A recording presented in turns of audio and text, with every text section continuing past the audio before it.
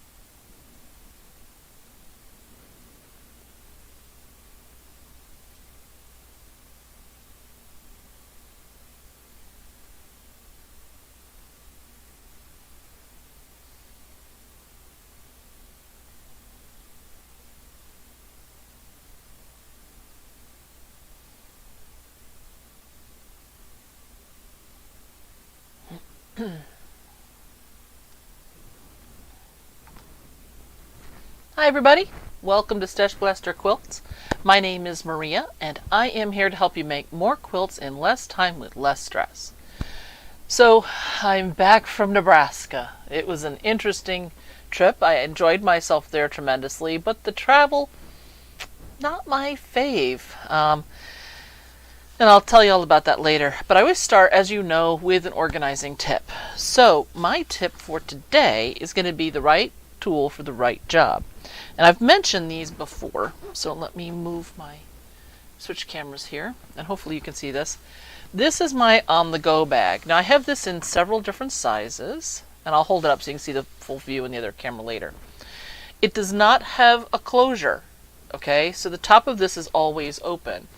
But what I love about this is that my various tools, like this little box, the little thing here for the stand-up items I've talked about in the past, fits perfectly in one of these. My boxes with my pattern pieces fit in here. There's a ton of outside pockets, so I can have my scissors handy. This works really well if you're maybe going to the beach, or if you are just wanting to run out the door and have your project really handy right next to you. You know, my cell phone fits in here, all kinds of stuff fits. So I do have this in various sizes, like I said. This is the largest one. So here, now that you can see perspective a little bit better.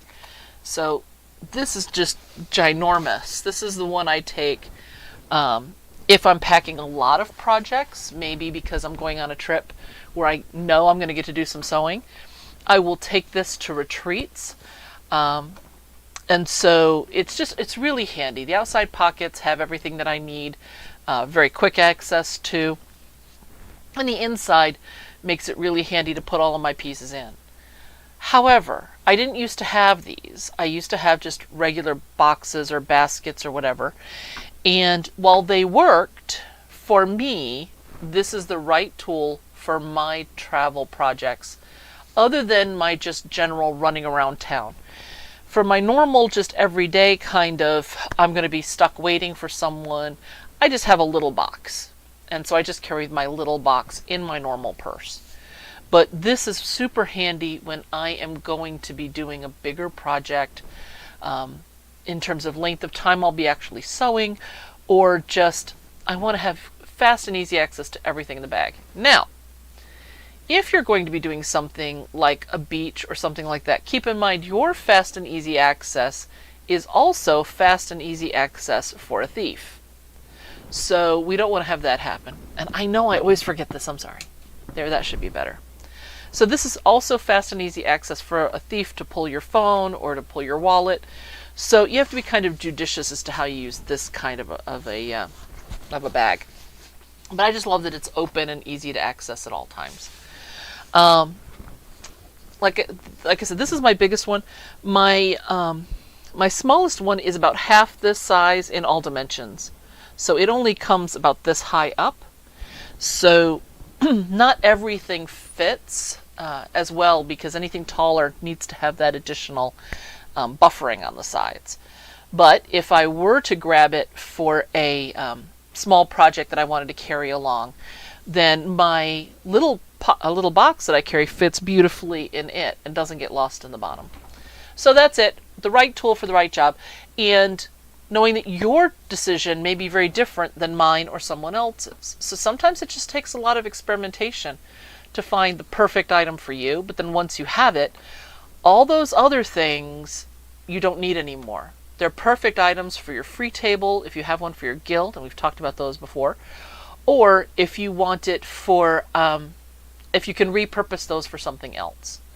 So keep your eyes open, keep your mind open, and you might find just the perfect match for you. So, as you can see, I've opened up my fabric wall. I told you last time that I would not get a chance to work on our Twisted 4 patch, which is behind this board. I just moved this one over. So the Twisted 4 patch, you can see kind of the edge of it right here. It's still right where I left it. As you know, after I was on last time, I was going to be going to Nebraska, and I knew I wasn't going to have time to do any sewing on it before I came home. Unfortunately, whenever I leave town for any sort of a jaunt, whether it's a speech or I'm attending a convention or something like that, my week or two in advance of my leave date get crammed full with like double and triple days every day. And then the week or two after gets jammed up because everybody that missed me during that week needs to get caught up. So this is another crazy, crazy week. So I knew I wasn't going to be able to work on that. But what I did work on was pulling the fabric for the top level of the hexagon quilt. And so I thought I would show you what I did with that. So let me move this camera back into view and switch over. Okay. So for those of you that have been following along on this journey, this is my hexagon quilt. Okay. Now, excuse me, I don't know where this tickle has come from. It's been coming and going all day. This is the colored inversion, and I have made and basted all of the hexagons from here to here. And so what I've been doing is these last three color levels of the ocean, I have been getting those basted and colored. So one thing that I've been doing is focusing on what I call the specials. They're the ones like these that are going to be split with either 2 or 3, and generally 3 of materials. Excuse me. So for example, this hexagon you can see has 2 orange wedges and then the ocean color here. So I've been working on getting all of those pieces sewn and all my half hexies. Well, these are thirds. Might be easier if I draw that in. So if you look here, oh, that's not going to help. Also helps to have the pencil lead extended. Okay, so this is a hexagon, and this is the kind that I've been calling a 1/3, 2/3, even though I know this isn't a third on this wedge, but it's just easier in my brain. So all of these are being done. The halves are being done, like this one here. And then the specials. So all of these are sewn now. I'm just in the basting stage for some of them. The only ones that haven't been done are this very top line here. These halves have not been done because I had originally planned on using whites up here, but when you come out of the ocean you don't see white. You see sand, you see clouds and sky, or you see maybe an island or something like that. And so in the discussions with my husband, his suggestion was that I take these and I make them sand and other rocky kind of situation. So I did pull fabric today so you can get an idea. Now I'm going to do 5 different fabrics. I kind of like this one for right here along the water edge, at least at the bottoms. This one I might put on one side, the next layer up. This is going to be the bulk of my mid-range. And then I thought I might bring some heavy-duty rocks like these down in, and then have some lighter ones like these maybe the rest of the way. So I'm still debating exactly where each of these are going to go, but no rocky shore is completely consistent either. And so I want to make sure that I've got some interest up here, not just, you know, one layer of one color, one layer of another color, a third, and then just something different on the top of the ledges. I want it to look a little bit more organic, and organic does not mean regular all the time. So that's what I did today. I didn't do it today. I did it last night. Well, it depends on your point of view. I did it at 2:30 this morning. So it was still nighttime because I went back to sleep, but it was technically this morning. So however you want to look at that is fine with me. But like I said, these are the colors that I've picked, and I'm going to go ahead and figure out where each one of these is going to go and get all my half hexies sewn together, because I'm sewing my halves, my 2/3, and my specials all here on my sewing machine. And then I'm wrapping them around the hexes downstairs rather than doing the little sliver pieces, because that would be kind of crazy, and it's just much quicker and easy to do it this way. Excuse me. Now, not all of these have come out perfect. Not all of my points are going to be perfect. And while I have struggled with the idea of tearing them out and remaking them and tearing them out and remaking them, however many times I need to get them perfect, I decided that this quilt is for me. And I don't care if it's 100% perfect. Fish aren't 100% perfect. The ocean is not, the world is not, and I'm going to be accepting of that. So some of these are not perfect. But I think that in the long run, unless you get out your magnifying glass and you look at these, because these all finish at about this size, you won't notice if a third is off slightly. Okay? So maybe the points won't be 100%, but it's not going into competition. It's just for fun, so I'm going to let it go. I could get really retentive about it, but I decided that, this is supposed to be relaxing, and so that's what it's going to be. So that's what I'm working on when I'm not at my sewing machine. Now, unfortunately, my plan had been to do a bunch of this on my trip, but I wound up not able to accomplish anything on my trip. I spent the first night that we were there. I met with the person who was coordinating the whole thing, and she and Scott and I went to dinner, and we talked about the layout of the room and how this was all going to be going, and we made some flex time changes and things like that. And then I spent the rest of the night, because it was 2 hours later for me, because it was in Nebraska.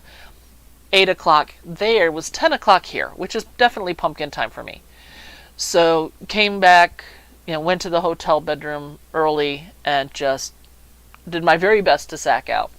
I will say we stayed at Hotel 21 and Company in Gering, Nebraska. I'd never heard of Hotel 21 and Company. I think it's a one-shot, but the room they got for me was amazing. It was a suite, and the suite living room was the size of your normal, let's say like an embassy suites if you put the whole thing together. It was a gigantic living room. There was a fully functioning kitchenette, complete with toaster, a full-size fridge, microwave, coffee pot, all that kind of stuff. You could get pots and pans if you wanted them. A nice big deep sink. I mean, it was gorgeous. And then you go in towards the bathroom, and there was this big, giant double vanity with cabinetry underneath, and a full-size mirror across the walking space, which was very nice. And then you went into the bathroom, the commode area. So there was the tub that went down one side, and then the commode was opposite it with lots of space in between, and the whole section next to the commode was completely open as well. So sometimes when you go into these bathrooms, it's such a tight little spot, you feel kind of like you're going to the bathroom in a closet. And so I just loved how open and airy everything was. And then, of course, the bedroom was huge, too. So we were very, very happy there at Hotel 21. I have not had a chance to pull my pictures together. This place was amazing in other ways as well. The decor is something that I'm going to have to share with you. And so I'm hoping to do that on my next YouTube Live, because I think you're really going to enjoy it. But we'll get into that. And then we went from there to Denver and returned our car. And our sister, my husband's sister, so my sister-in-law, went with us to return the car. So we didn't have to do the whole return car, get on the shuttle to go to the airport, go to where the airport pickup is to take the shuttle back to the hotel game, which is what we were looking at. We figured that'd probably take at least an hour and a half. So it worked out very nicely. So our sister-in-law met us. She lives in Colorado Springs. And then we returned the car, and then we came back to the hotel and we chit-chatted some. And then we went to a local restaurant where we met my niece, my sister-in-law's daughter. So my sister-in-law's Ellen. I don't know why I didn't tell you her name. And then her daughter is Riva, and her husband Jeremy. made a separate trip out. And so we all went out to dinner together, and that was wonderful. Reva was wondering why I had to be so early, because it was going to be, 4 or 5 o'clock local time. It wound up being 5. And then I said to her, well, you do realize it's 7 o'clock our time. And so if we wait too much later, by the time we've ordered and we had our food and everything, it'll be impossible to sleep. And we had an early morning flight. So we had dinner late, but it was good. It was Italian, which was wonderful, my favorite. And then we went back to the hotel and after we said goodbye to everybody. Then we get up in the morning.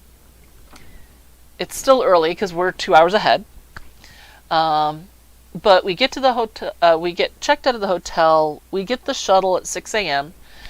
Luckily, it was 6:05, and they opened the breakfast nook early, which they don't normally do. But the girl was ready early, so she told everybody they could come in. So we got to eat before we got on the shuttle, which I didn't think we were going to be able to do. So then we took the shuttle. We got dropped off. Everything was fine. We only took carry-ons, so we didn't have to check any luggage any point along the way. So we each had a suitcase, and then I had my big purse. So I carry all the electronics in the purse, so when we get to security, it's all right there, and it all just pops out and goes into the various bins and all of this. So we get through security, we get to the gate, we got plenty of time.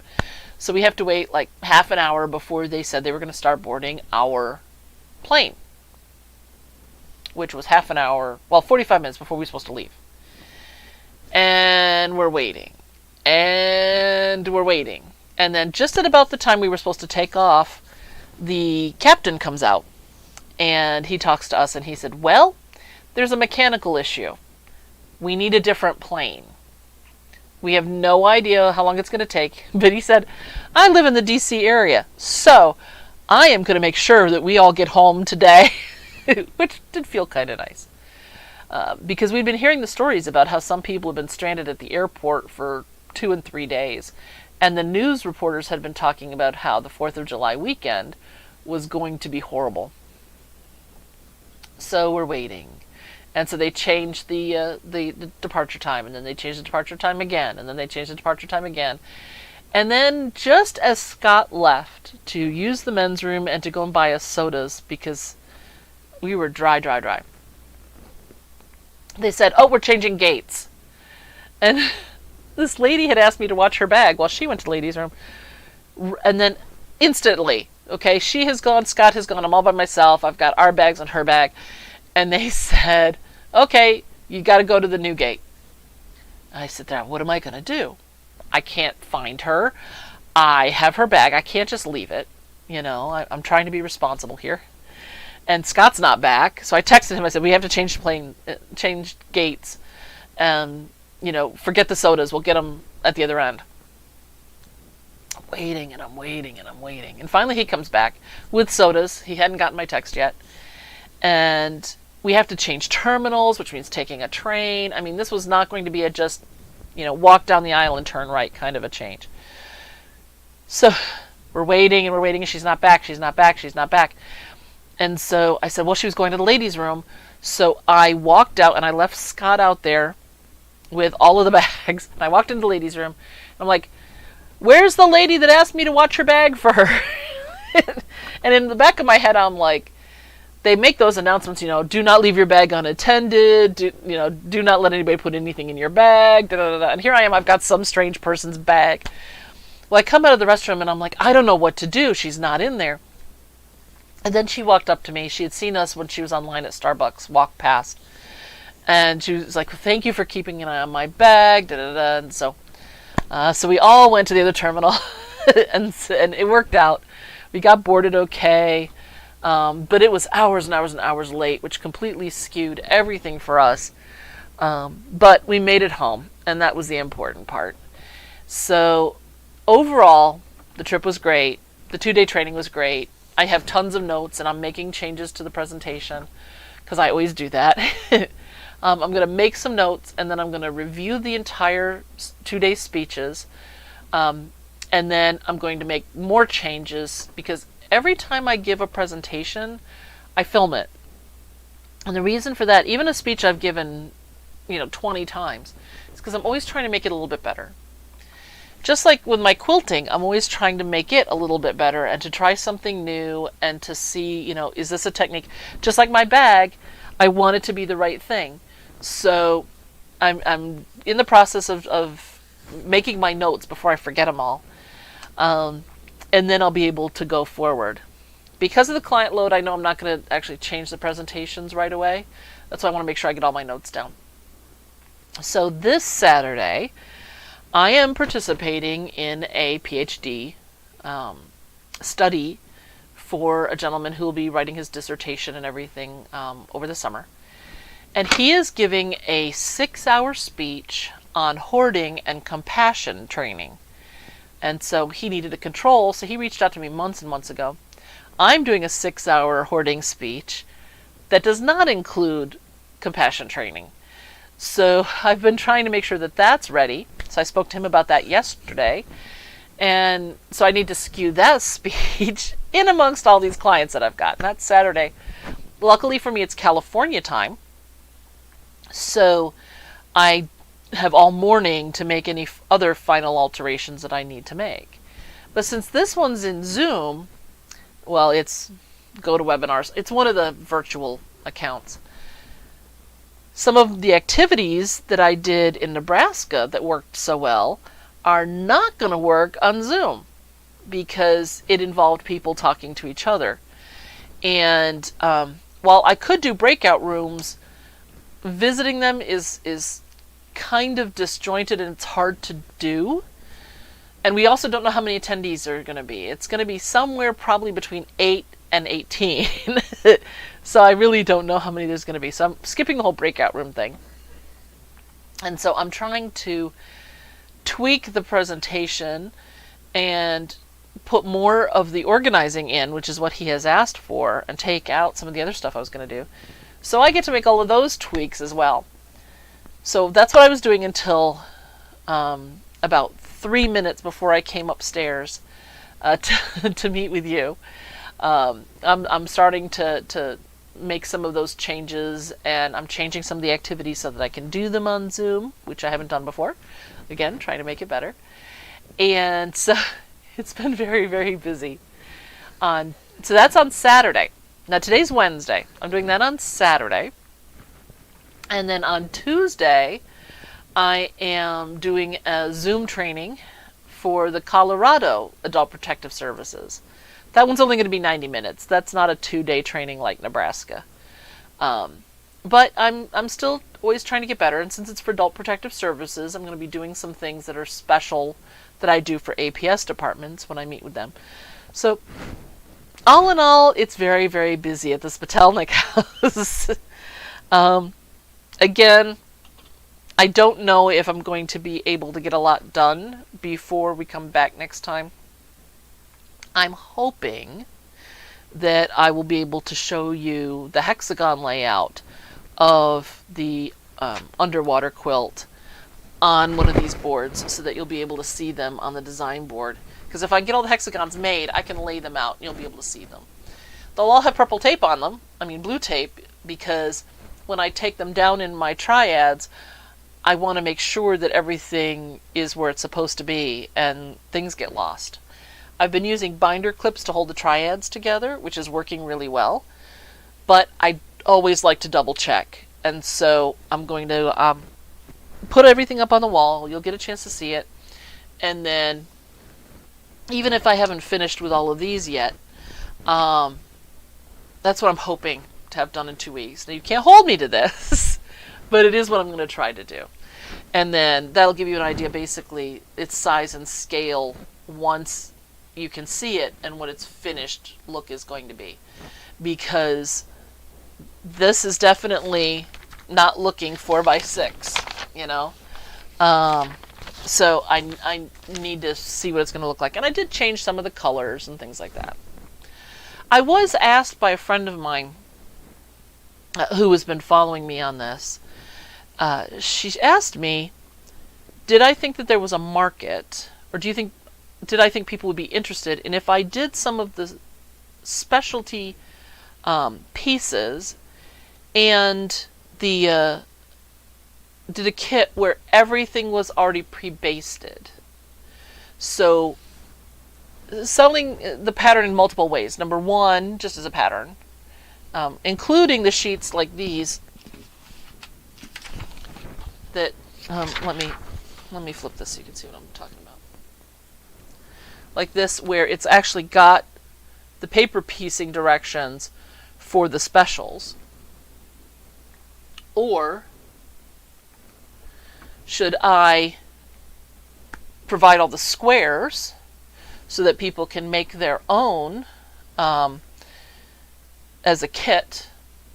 Or should I actually make the hexagons that are the specials and either then give them the pieces to make the rest of the hexagons, or just make them all? And so I'm really kind of curious as to what those of you who are watching think. Obviously, there's 1,500. Yep, there's just over 1,500 hexagons. So that takes a long time to baste and do all of that with the cutting and the sewing and the da-da-da-da-da. So I don't know if that could be made cost effectively.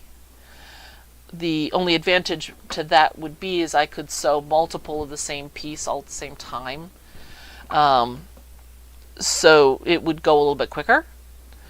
But I don't know, and so that's why I'm asking your opinion. So give me a holler, let me know what you think, and I will definitely be paying attention. So she was asking me about that, and I was sitting there going, that would be an awful lot of hexagons that I would be pre-making into kits. But if it was something that people were interested in, I'd want to know. Because for some people, they want to do a hexagon, but the cutting and basting part of it gets a little tedious, and they just want to put the pieces together. So that's why I'm asking. So there'd be several options there. That's that. So I'm hoping to get, like I said, the top portion of this part done, at least the half, the layout done, and then the half hexagons sewn, and have that done for our next visit, and to get some up on the wall. I can't promise, but I am going to try. Other than that, I'm just going to have to keep making the squares, the hexagons, and basting them. I have a stack this high of water that still needs to be cut and basted, in addition to all of the ones that I've sewn, the specials, the thirds, and the halves, that are sewn but are not yet basted on. So, like I said, I don't know that I'm going to get there, but I'm going to try. And let's see how close I can get by the time I see you in 2 weeks. By the way, if this is your first time here, and you're kind of enjoying this chit-chatty thing that we're doing at this point, please like and subscribe and hit the bell so that you know when I'll be on. But I'm on the first and third Wednesday of every month. So that just makes it easy all the way around. From 7 to 8 p.m. Eastern Time. And then if you want to send me an email, you can write to mail@StashBlasterQuilts.com. I do respond to emails. If it's something more generic, I'll respond to everyone so that everybody can learn it. And if it's something specific, then I'll respond just to you. I did have somebody ask me about pins. And it was an interesting question.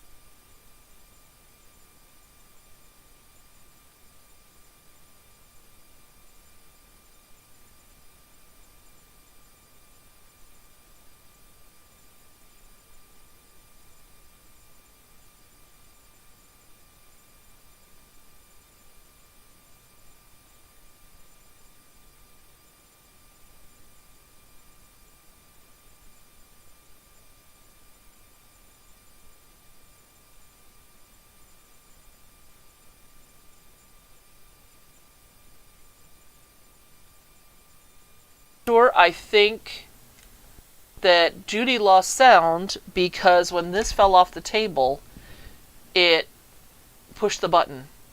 So, Judy, if you happen to still be on and have sound, please let me know. And I'm going to repeat what I just said, and I'm sorry.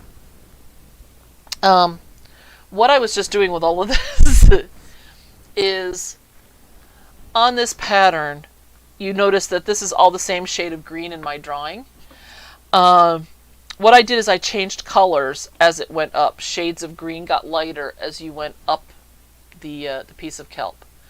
And I wanted to do that so that every time it jigs and jags, it's because a natural piece of kelp is going to be moving in the waves.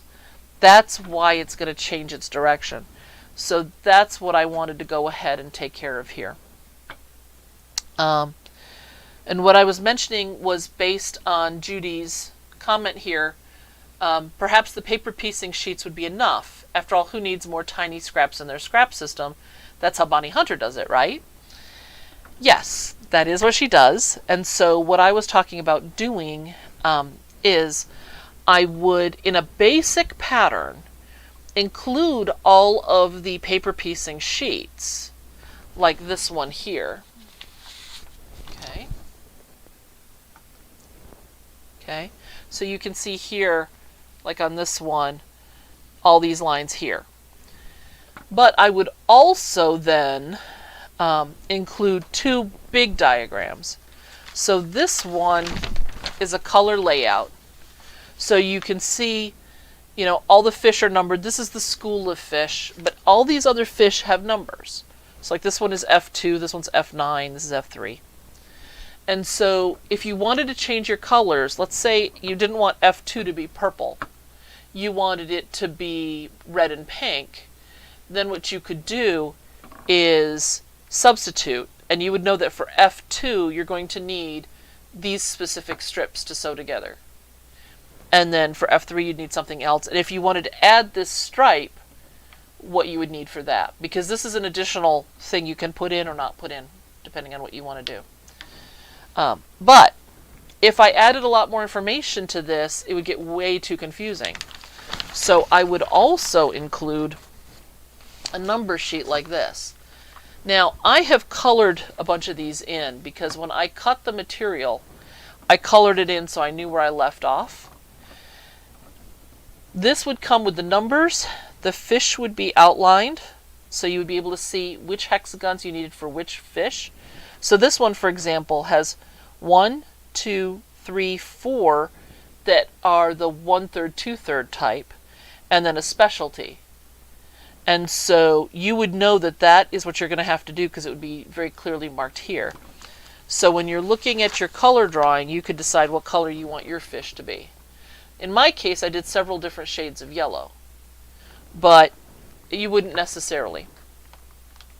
So what I did, what I would do is do that, and then you could color them in as you went or not. Now if you look here, you can also see this odd shape right here. Okay, so it comes down like this. So this is a triad. This is 3 pieces, 3 hexagons together.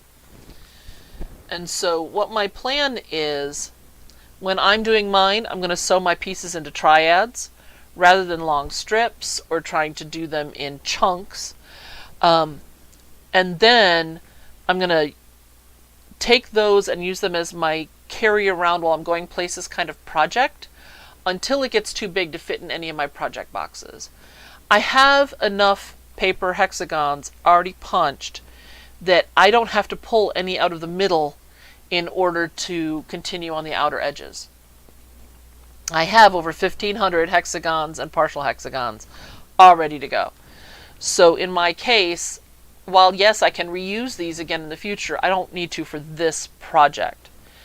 So I'm going to be able to just take and do all of the triads, and then I'm either going to turn them into diamonds by having 2 triads together, or I'll probably do a bigger triangle, then turn those into diamonds, And then at that point, it's going to be too big for me to carry them around. So then I'll have to do them from my sewing chair in the living room. So this is going to be a hybrid, do on site and do off site kind of a project. But I want to have as much off site as possible for as long as possible so that I can still have my handwork to carry around. I do have a couple of other hexagon quilts that I'm working on laying out at this point, with other hexes that I've already pre-done. And we'll see kind of how those go too, because those may be my carry around when this one gets to be the stay-at-home quilt. So that's the plan. So that's what the regular, just selling you the pattern kind of project would be. Then there's the question of kits.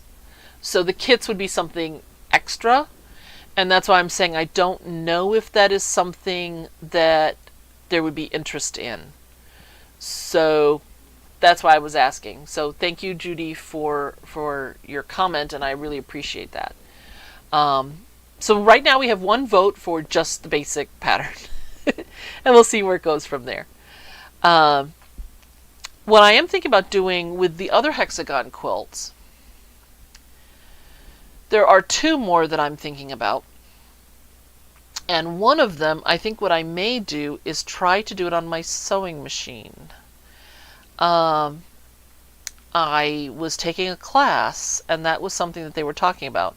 Using a super tiny stitch and just going a zigzag and doing that to put the hexagons together onto a foundation, and then cutting out the foundation and yanking the papers. So I don't know. I might. I don't know, but I might.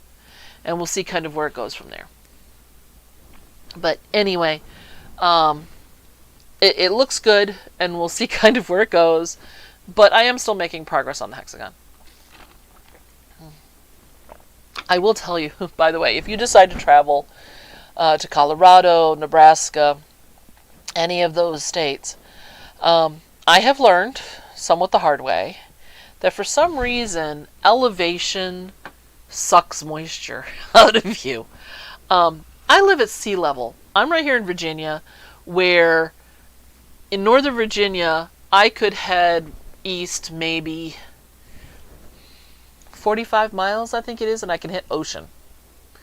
So it's very flat right here, and I'm used to having a certain level of oxygen in the air. But as you head west, you get higher. I mean, Denver's the mile-high city, right? And so it's super important to stay hydrated. Well, my skin and hair and things like that are naturally dry even here. So I have been finding lately that I cannot drink enough.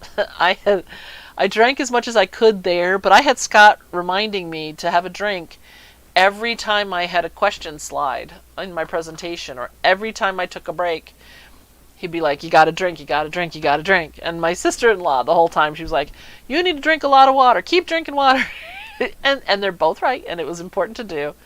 But for some reason, I didn't get enough there, and I'm still trying to catch up here. So that's why my bottle's here, and I'm sorry, but you're going to have to watch me drink a little bit too. Okay. Let me see. Other than that, I am going to be going to Pittsburgh in August to teach at the Crisis Intervention Team Internationals Convention. I'm driving to that one. So if you know of any guilds or any shops that are in that area that might like to have me come and talk about sewing room organization or to teach one of my workshops, please pass my name and number along, or send me the information and I'll reach out to them. It's actually a cost savings to them, because since I'm driving by anyway, and even if it's not in Pittsburgh, if it's anywhere from Virginia to Pittsburgh, I will stop along the way, and I will not be charging mileage at that point, so it will save them quite a bit of money. Then in September, I'm going to Chicago, I'm attending a conference there, but again, I could stop and teach classes along the way or in Chicago itself. So again, please let me know or let them know if you think that they might be interested in what I do. Because I would love the chance to meet some new people, check out some new shops, and do all of that stuff as well. So, and of course you guys will get the recap of the trip, and I can tell you all the different stores that I was at and got to teach at, if there are any. So it'd be a lot of fun. So please share my name if you think that they'd be interested. And so that's in September. I just got an inquiry for Utah. They might have me out to teach at the end of October. So I keep adding, speeches on, and some of them are virtual and some of them are live. So it'll be interesting to see. Utah's kind of debating right now. Do they want a live speech or do they just want a virtual? And if they want a virtual, do they want an hour and a half like Colorado's doing, or do they want the full 2 days just done virtually? So, or in live, who knows? So Utah's kind of on the fence right now, trying to figure it out. I don't know if I would drive to Utah or if I would fly. That one's a little bit harder because it's further, so it would be an extra day or two of drive time. But given how crazy the airplanes are being, I'm not sure which way I would go. So I'm not even sure where in Utah it would be, so I can't even tell you that. But I will kind of keep you guys on the loop if something happens, and just in case, again, you know anybody that would be on my way.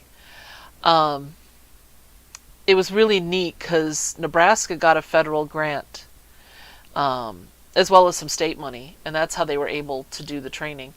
We had some people remote, which meant that they missed out on some of the activities. At least they didn't get to participate as fully. And then we had somewhere upwards of 60 in person each day, and we had some people come the second day that weren't there the first day, and some people the first day that had to leave. So it was an interesting mix. So I probably had the 90 I was expecting overall, just broken up over the couple of days. But I will tell you that Gearing, Nebraska is cow country, and so everywhere you go, they want to serve you steak. And I ate so much steak. And it was so good because it was like from right there. And so that was really nice. We also went to a place called Runza's. It's a fast food place with a food I'd never heard of. Scott had done some research before we went, and he had heard about this thing called Runza. And it's basically a roll that's cut, and then it's got steak and sauerkraut in it, and some other stuff. And it was an interesting sandwich. I was still glad I had a burger, but Scott enjoyed it, and he likes Reubens and all kinds of stuff like that with sauerkraut. I've never been a huge fan of sauerkraut. I've had some that I liked, but it's a very tiny amount for me. But Runza originated in Nebraska, and there's a chain, like a burger type chain. And so we went to one of those.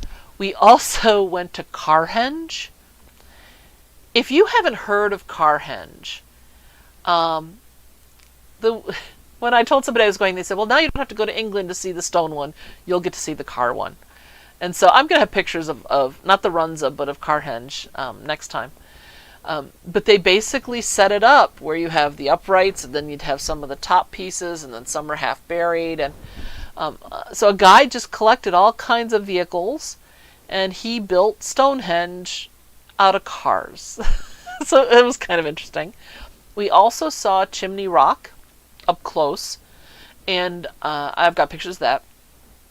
And then we went to Scotts Bluff Monument Park, and you can actually see Chimney Rock from there, which is over 25 miles away. You can still pick out that particular landmark. It was used as a landmark on the Oregon Trail. And so that was really kind of interesting. So we did get to do some sightseeing, which was nice. Not a lot, just the morning before we were going to Denver. It was the morning after the second day of training. But we did get to see a couple things, which was nice. And we ate some really good food, and we met some wonderful people. And so, overall, I'm very glad that I took the trip. I'm particularly glad that I bought my airplane tickets before all the prices skyrocketed. But, it is what it is. And hopefully they'll get that all figured out with the pilots and the schedules. I think they said over 2,000 flights were canceled over the 4th of July weekend. And that's just insane. I don't get it. I just don't get it. But apparently what happened, or seems to be what happened, is that when COVID hit, a lot of the airlines let their pilots go, thinking that there wasn't going to be any traffic, which there wasn't for a while. But then when they tried to get them back, they could get them all, because a lot of them had gone to flying private. And so then they wanted to have the same number of flights with fewer pilots, so then they're asking the pilots to fly more. I mean, I don't know that any of this is true, but that's one of the things they were talking about on the news, is that the pilots are basically on a slowdown, as are the flight attendant union in solidarity. So it's making for an interesting situation out there and trying to get places. Yeah, the high price of gas, and you're balancing, should I fly or should I go ahead and drive? And if I drive and it's going to take multiple days, now I have to add in hotels and extra food and extra time away from work. So it's really getting kind of crazy out there for travel. And we're just going to have to see where it goes. I'm trying to take a quilter's approach to it, in that there's going to be delays, there's going to be setbacks, things are not going to go as planned, but everything is recoverable over time. My biggest concern about the flight was on the way to Nebraska, because I was concerned if something happened and I got bumped, would I get there in time for the training?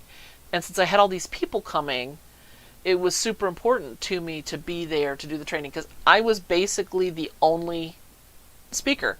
There was one person who spoke for about an hour about their local version of Area Agency on Aging. And there were a couple of announcements by Tony, who was the person who was in charge. And other than that, it was me for 2 straight days. So had I not been there, that would have been kind of squirrely. So once I got there, I knew everything was going to be okay. If I'd have gotten bumped on the way back, I could have managed for a couple of days if I'd have needed to. Because I had clients that I would be going to that actually aren't in residence. It's like estates and things like that, where I could have just reached out to the person in charge and said, look, I am stuck in Denver, and so I will get back to town as soon as I can. So that's good. And my niece and nephew, my nephew, same mom, brother to the niece that I met with, he and his wife and 2 kids live in Denver. So we were like, oh, maybe we can visit them too. But they were here on the East Coast. So I almost suggested that if they gave us their garage code, we'd give them our garage code, and if we got stuck, we could stay at each other's houses. Luckily, that didn't happen to any of us, but it was something I was a little concerned about. But hopefully, everything will straighten out, and it'll be fine soon. I want the pilots to be happy. There's nothing scarier than a disgruntled pilot. The flight attendants, I hope things start getting better for them too, and there's fewer fights. From what I understand, there aren't mask mandates, but given the fact that the aviation department has said, if they need to, they'll put them back, I really hope that they don't have to, because I feel really bad for these flight attendants who are stuck with 300 people stuck on a plane, maybe have been delayed, maybe have had other problems. So they come on already disgruntled and mad, and then having to deal with them later when the situation's not good. So here's hoping that it works out for everybody, and that that we can keep this and get back to a more reasonable way of life, put things back to normal. Anyway, it's almost 8 o'clock. Please, if this again is your first time watching me, I will be back the first and third Wednesday of every month. You'll be able to watch the progress on the quilts that I'm working on. You're welcome to ask your questions. You're welcome to weigh in on any of the things that I've talked about. You can email me at mail@StashBlasterQuilts.com. The website has been up and stable. Let's hope it stays that way. And then as soon as I'm past this week and potentially next week, then I'm going to see about getting the other patterns and things up that didn't come back up when the website did. Not exactly sure what happened there, so I want to go ahead and get that fixed. I'm working on a bunch of stuff for the website and for doing these, so please please bear with me, stay with me, and come on back. And so we are done for today. I hope to see you back here again in 2 weeks, the third Wednesday of the month. And until then, let's go do some sewing.